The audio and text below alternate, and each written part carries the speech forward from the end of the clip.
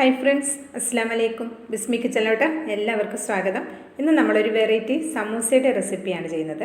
നല്ല ടേസ്റ്റാണ്, അടിപൊളി ഫില്ലിംഗ് ആണ് ഇതിൻ്റെ ഉള്ളിൽ. അപ്പം നല്ല വെറൈറ്റി ആയിട്ടാണ് ചെയ്തെടുത്തിട്ടുള്ളത്. അപ്പോൾ എങ്ങനെയാണെന്ന് നോക്കാം. അതിനായിട്ട് ഇതേപോലെ ഒരു പാത്രം അടുപ്പത്ത് വെച്ച് കൊടുത്തിട്ടുണ്ട്. ഇതിലേക്ക് ഞാൻ 2 ടേബിൾ സ്പൂൺ ഓയിലാണ് ഒഴിച്ച് കൊടുത്തിട്ടുള്ളത്. പകരം വെളിച്ചെണ്ണയും യൂസ് ചെയ്യാം. ഒരു 2 മീഡിയം സൈസ് സവാള ചെറുതായിട്ടൊന്ന് കട്ട് ചെയ്ത് ചോപ്പ് ചെയ്തെടുത്തതാണ്, അതുകൂടി ഇട്ട് കൊടുക്കാം. ഇതേപോലെ ചോപ്പ് ചെയ്തെടുക്കുന്ന സമയത്ത് നന്നായിട്ട് ഇത് പെട്ടെന്ന് കുക്കായി കിട്ടും. ഇതിലേക്ക് ആവശ്യത്തിനുള്ള ഉപ്പ് കൂടെ ചേർത്ത് കൊടുക്കാം. ഉപ്പ് ഞാൻ കുറച്ച് അധികം തന്നെ ചേർത്ത് കൊടുക്കുന്നുണ്ട്. മൊത്തത്തിലുള്ള ഉപ്പ് ഇപ്പോൾ തന്നെയാണ് ചേർത്ത് കൊടുക്കുന്നത്. ഉപ്പ് നിങ്ങളുടെ ടേസ്റ്റിനനുസരിച്ച് ചേർത്ത് കൊടുക്കുന്നുണ്ട് കേട്ടോ. അപ്പോൾ ഞാൻ ഉപ്പ് കൂടെ ചേർത്തിട്ട് ഇത് നന്നായിട്ട് മീഡിയം ഫ്ലെയിമിൽ തന്നെ വെച്ച് നന്നായിട്ട് ഇതൊന്ന് വഴറ്റിയെടുക്കാം.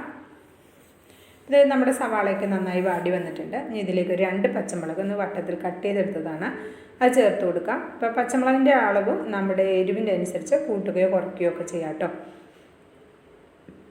ഇനി ഇതിലേക്ക് നമുക്ക് പൊടികൾ ചേർത്ത് കൊടുക്കാം. ഞാൻ 1/4 ടീസ്പൂൺ മഞ്ഞൾപ്പൊടി ചേർത്ത് കൊടുക്കുന്നുണ്ട്.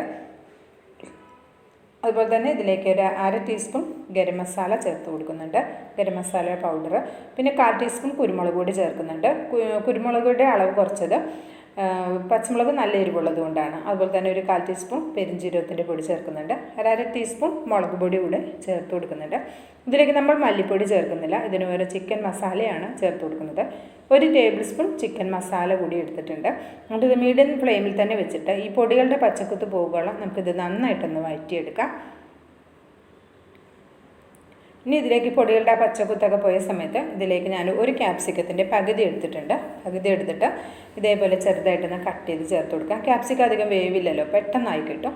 പിന്നെ ഞാൻ ഇതിലേക്ക് ചേർത്ത് കൊടുക്കുന്നത് ചിക്കനാണ്. ചിക്കൻ ഉപ്പും മഞ്ഞൾപ്പൊടിയും കുരുമുളകും ഇഞ്ചി വെളുത്തുള്ളി പേസ്റ്റും ഇട്ടിട്ട് ഞാനൊന്ന് വേവിച്ചെടുത്തിട്ടുള്ളതാണ്. അതൊന്ന് മിക്സിയുടെ ജാറിലിട്ടൊന്ന് കറക്കിയെടുത്തതാണ് കേട്ടോ.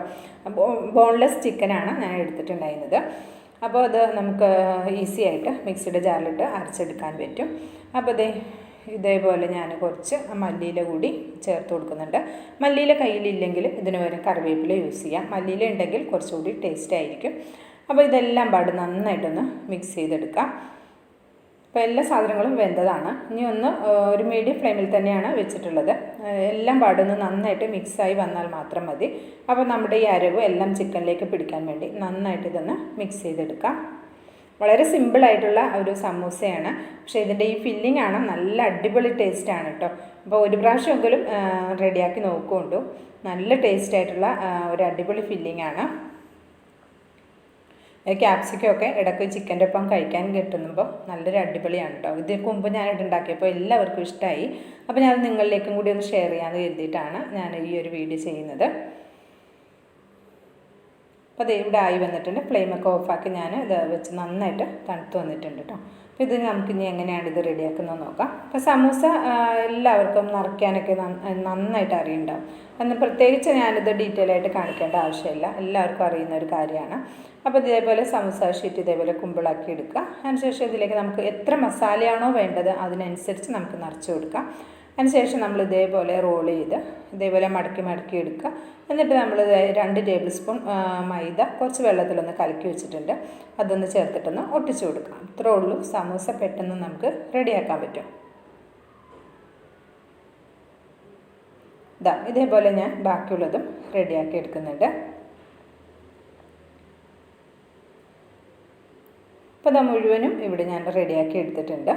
ഇനി നമുക്കിതിലേക്കൊരു കോട്ടിങ് കൂടെ കൊടുക്കണം. അതിനായിട്ട് ഞാനൊരു 2 കോഴിമുട്ടയിലേക്ക് 1 ടേബിൾ സ്പൂൺ പാല് ചേർത്ത് ഒരല്പം ഉപ്പും കൂടെ ചേർത്തിട്ട് നന്നായിട്ടൊന്ന് മിക്സ് ചെയ്ത് വെച്ചതാണ്. പിന്നെ കുറച്ച് ബ്രെഡ് ക്രംസും എടുത്തിട്ടുണ്ട്. ഇനി നമ്മൾ റെഡിയാക്കി വെച്ചിട്ടുള്ള സമൂസ ഓരോന്നായിട്ട് ഈ മുട്ടയിലൊന്ന് ഡിപ്പ് ചെയ്തതിന് ശേഷം ഈ ബ്രെഡ് ക്രംസിലൊന്ന് കോട്ട് ചെയ്തെടുക്കാം. അപ്പോൾ ഇതൊരു വെറൈറ്റിയാണ്, നല്ല ടേസ്റ്റാണ്. അതിൻ്റെ പുറത്തുനിന്നൊക്കെ ഇങ്ങനെ മുരുമരാന്നിരിക്കുമ്പോൾ ഒരു പ്രത്യേക ടേസ്റ്റാണ്. കുട്ടികൾക്കാണെങ്കിലും പ്രത്യേകിച്ച് ഭയങ്കര രസമായിരിക്കും. ഇങ്ങനെ ഇത് കാണുമ്പോൾ കാണാൻ ഭംഗിയൊക്കെ ഉണ്ട്, കഴിക്കുമ്പോൾ നല്ല ടേസ്റ്റുമാണ്. അപ്പോൾ കുട്ടികൾക്കൊക്കെ ഒരുപാട് ഇഷ്ടമാകും. കുട്ടികൾക്കും അല്ല മുതിർന്നവർക്കും ഒരുപാട് ഇഷ്ടമാകും. അപ്പോൾ ഇതാ നന്നായിട്ട് എണ്ണയിൽ നിന്ന് ചൂടായി വന്ന സമയത്ത് മീഡിയം ഫ്ലെയിമിലാണ് വെച്ചിട്ടുള്ളത്. എന്നിട്ട് നമ്മളിത് സമൂസ ഇതേപോലെ ഫ്രൈ ചെയ്തെടുക്കാം. ഒരു ഭാഗം ആവുന്ന സമയത്ത് നമുക്ക് തിരിച്ച് മറിച്ച് വിട്ടിട്ട് ഫ്രൈ ചെയ്തെടുക്കാം. ഇതേപോലെ നമുക്ക് ബാക്കിയുള്ളതെല്ലാം റെഡിയാക്കി എടുക്കാം.